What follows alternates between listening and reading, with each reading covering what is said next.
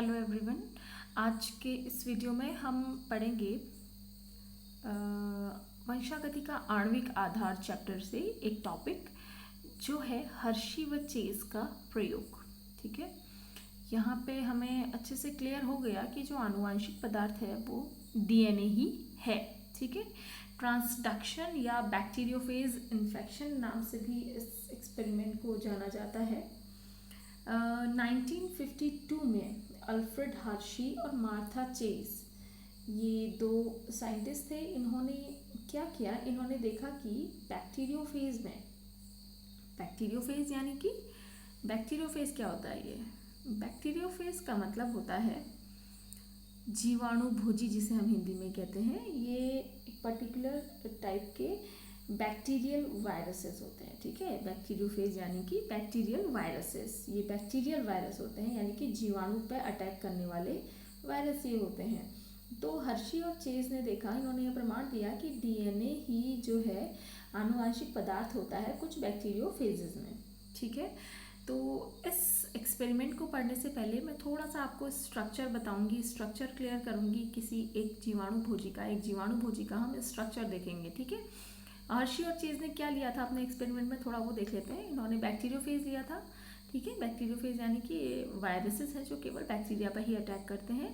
ई coli bacteria लिया था। ठीक है, और रेडियो एक्टिव तत्व लिए थे, सल्फर और फॉस्फोरस। सल्फर का 35 आइसोटोप लिया था और फॉस्फोरस का 32 आइसोटोप लिया था। ठीक है, अब हम जरा सा देख लेते हैं एक बार जीवाणु भोजी यानी कि बैक्टीरियोफेज की संरचना। एक सिंपल सा मैंने रफ डायग्राम यहाँ पे बनाया है आपको समझाने के लिए कि हम इस एक्सपेरिमेंट में क्या जानना चाह रहे हैं, कैसे जानेंगे। ठीक है, ये जो बैक्टीरियोफेज है बच्चों, इसका एक आउटलाइन स्ट्रक्चर है।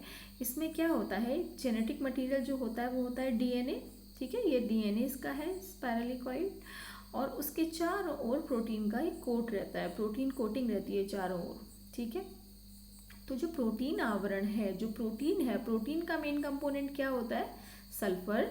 और जो डीएनए है, डीएनए किससे मिलके बना होता है? आपको याद आ रहा होगा, फॉस्फेट समूह होता है डीएनए में, है ना। जब मैंने डीएनए का स्ट्रक्चर पढ़ाया है वहाँ मैंने आपको डिटेल में संरचना बताई थी डीएनए की, तो वहाँ पे अगर आपको याद होगा फॉस्फेट समूह यानी कि फॉस्फोरस जो है डीएनए का एक मेन कंपोनेंट, मुख्य घटक होता है। ठीक है, ये सब मैं आपको इसलिए बता रही हूँ क्योंकि हर्शी और चेज ने क्या किया था, ये जो नॉर्मल बैक्टीरियोफेज है इसकी वृद्धि करवाई थी रेडियो एक्टिव सल्फर और रेडियो एक्टिव फॉस्फोरस वाले मीडियम में।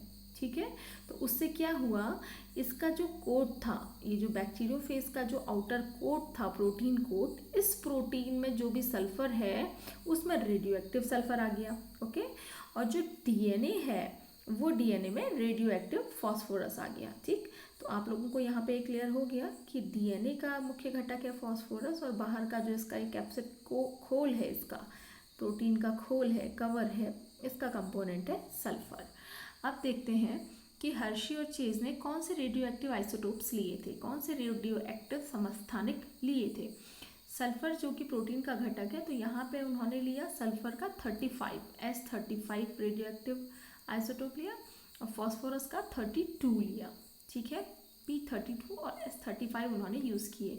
अब ये रेडियो एक्टिव आइसोटोप्स का यूज़ करने का क्या प्रयोजन है, इसको इसलिए यूज़ किया, ये जो रेडियो एक्टिव आइसोटोप्स हैं इनको हम इजीली आइडेंटिफाई कर सकते हैं, इनको पहचान सकते हैं, इनको हम देख सकते हैं आसानी से नॉर्मल फॉस्फोरस और सल्फर के मुकाबले। ठीक है, तो उन्होंने ये रेडियो एक्टिव आइसोटोप्स को इंसर्ट करा दिया बैक्टीरियोफेज की बॉडी में by growing them in a medium where these isotopes are present. ठीक है, इनको ऐसे बैक्टीरिया के ऊपर वृद्धि कराई जहाँ पे S35 और P32 था। ठीक है, तो उससे क्या हुआ, जो डीएनए है उसके अंदर आ गया क्या, P32। ठीक है, और जो प्रोटीन आवरण है उसका सल्फर क्या हो गया, S35 हो गया। ठीक है बच्चों, इतना आपको समझ में आया? अच्छा ओके, आगे मैं आपको इसको डायग्राम से बताती हूँ। देखो बच्चों, ये बैक्टीरियोफेज था, तो बैक्टीरियोफेज को अभी मैंने आपको बताया दो रेडियो एक्टिव आइसोटोप्स यूज़ किए थे, है ना, एक S35 यूज़ किया और एक P32।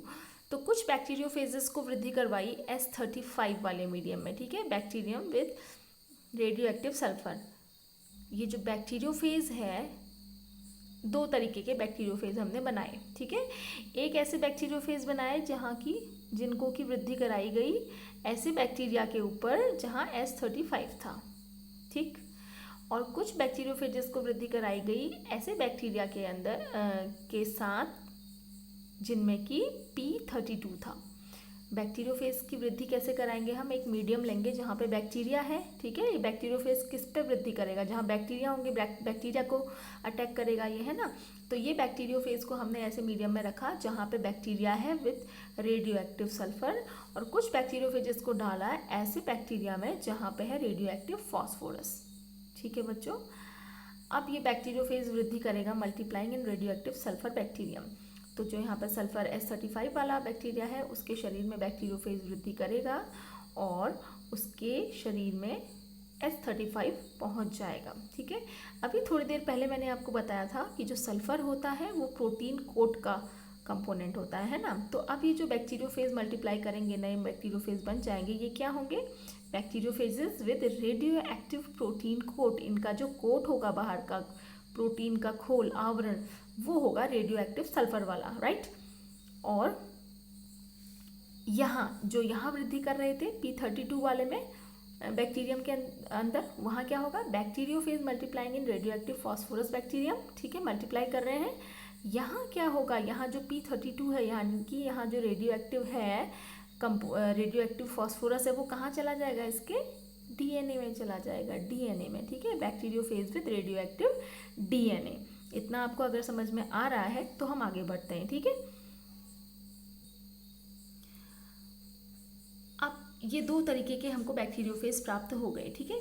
कुछ बैक्टीरियोफेज कैसे मिले हमें, जहाँ की क्या है, जहाँ की प्रोटीन कोट में है रेडियो एक्टिव सल्फर, और कुछ हमको क्या मिल गए बैक्टीरियोफेज ऐसे जिसमें कि क्या है, प्रोटीन कोड नॉर्मल है बट DNA उनका रेडियो एक्टिव है, बैक्टीरियोफेजेस में रेडियो एक्टिव DNA।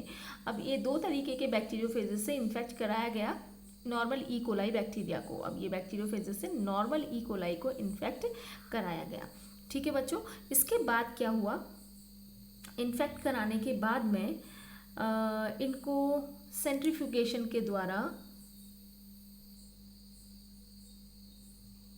इनका जो प्रोटीन कोट है, कवर है, वो अलग कर लिया गया, ठीक है। सेंट्रीफ्यूगेशन के द्वारा, हैवी शेकिंग के द्वारा इनको घुमाया गया। सेंट्रीफ्यूगेशन यानी कि बहुत तेज़ रफ्तार पे इनको घुमाया जाता है, एक प्रक्रिया होती है सेंट्रीफ्यूगेशन, जिसके द्वारा क्या होता है, जो आउटर कैप्सिड होता है, ये आउटर जो प्रोटीन कोट होता है ये अलग हो जाता है, DNA अलग हो जाता है, ठीक हो गया।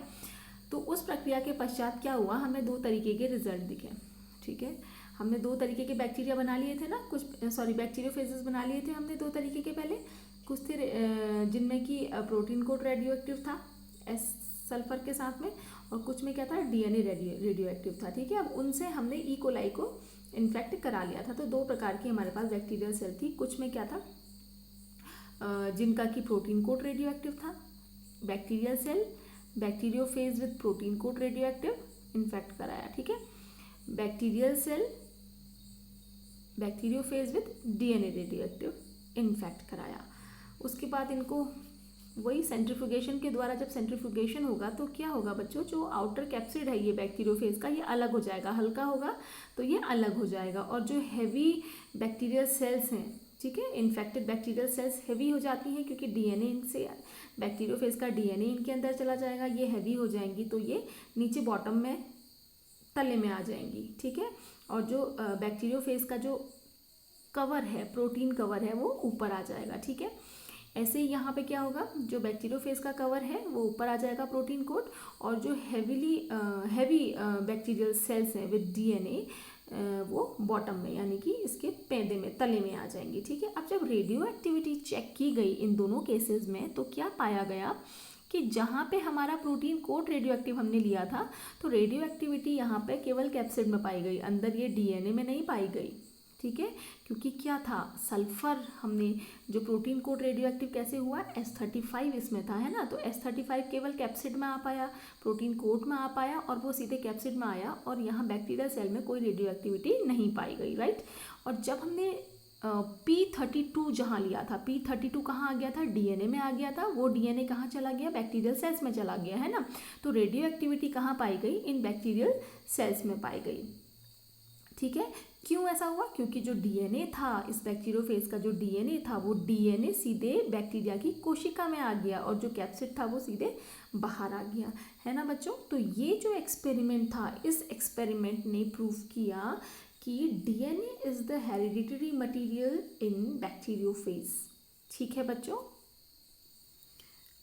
इस एक्सपेरिमेंट के 3 स्टेप्स थे जो मैंने अभी आपको बता दिया। पूरा एक्सपेरिमेंट तो मैंने समझा दिया, बट वो जो स्टेप्स हैं उनको 3 पार्ट्स में हम डिवाइड कर सकते हैं। पहला है इन्फेक्शन, यानी कि जो बैक्टीरियोफेज है उससे बैक्टीरियल सेल को इन्फेक्ट कराना। ठीक है, बैक्टीरियोफेज का entry inside the bacterial cell. उसके बाद है ब्लेंडिंग, इनका मिक्सअप हो जाना पूरा। ठीक है, बैक्टीरियोफेज और बैक्टीरिया का मिक्सअप हो जाना, that is blending. And centrifugation, जो अभी मैंने आपको बताया कि पूरा तेज़ी से इनको घुमा करके कैप्सिड जो बैक्टीरियोफेज का है, खोल है, उसका आवरण है, वो अलग हो जाना और हेविली इन्फेक्टेड बैक्टीरियल सेल्स का अलग हो जाना। ठीक है, तो इन पॉइंट वाइज भी आप इसको लिख सकते हैं, अदरवाइज पूरी समरी जैसी बना के, जैसे मैंने अभी आपको समझाया है वैसे भी आप लिख सकते हैं। एक बार मैं आपको ये दिखा रही हूँ, अगर आपको ये नोट करना है तो आप ऐसे भी इसको नोट कर सकते हैं। इसको ब्लेंडर्स एक्सपेरिमेंट भी हम कहते हैं। बैक्टीरिया जो यूज़ किया गया था यहाँ पे वो था ई कोलाई। ठीक है, और T2 बैक्टीरियोफेज को यूज़ किया गया था to infect this E coli bacteria. Sulphur का S35 आइसोटोप यूज़ किया था, रेडियो एक्टिव, और फॉस्फोरस का P32 यूज़ किया था। ठीक है, और जो साइंटिस्ट थे अल्फ्रेड हर्शी और मार्था चेज, 1952 में ये एक्सपेरिमेंट कंडक्ट किया था, जिसने कि प्रूव कर दिया कि DNA is actually the hereditary material, यानी कि डीएनए ही आनुवांशिक पदार्थ है। Thanks for watching my video.